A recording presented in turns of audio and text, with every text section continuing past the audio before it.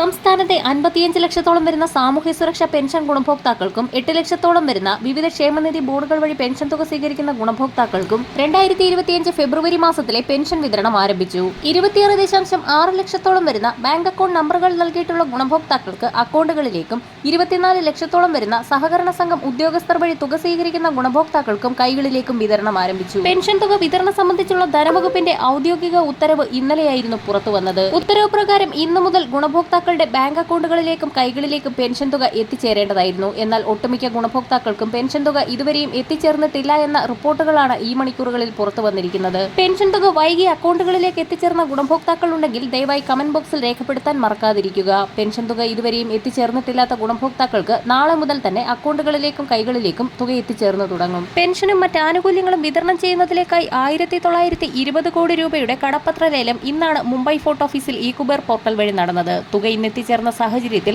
നാളെ മുതൽ പെൻഷൻ വിതരണം സജീവമാകാനാണ് സാധ്യത. അതേസമയം സർക്കാർ സഹായമില്ലാതെ സ്വന്തം ഫണ്ട് ഉപയോഗിച്ച് പെൻഷൻ വിതരണം നടത്തുന്ന നിർമ്മാണ തൊഴിലാളി ക്ഷേമനിധി ബോർഡിന്റെ ഒരു മാസത്തിലെ പെൻഷനായ 1600 രൂപയുടെ വിതരണം സംസ്ഥാനത്ത് ആരംഭിച്ചു. പലർക്കും ഇന്ന് 1600 രൂപ അക്കൗണ്ടുകളിലേക്ക് എത്തിത്തുടങ്ങിയിട്ടുണ്ട്. 3.5 ലക്ഷത്തോളം പേർക്കാണ് നിർമ്മാണ തൊഴിലാളി പെൻഷൻ ലഭിക്കുന്നത്. 15 മാസത്തെ പെൻഷനാണ് നിർമ്മാണ തൊഴിലാളികൾക്ക് കുടിശ്ശികയായി നിലവിലുള്ളത്. വരും ദിവസങ്ങളിലെ പെൻഷൻ അറിയിപ്പുകൾക്കായി ചാനൽ സബ്സ്ക്രൈബ് ചെയ്യാൻ മറക്കാതിരിക്കുക.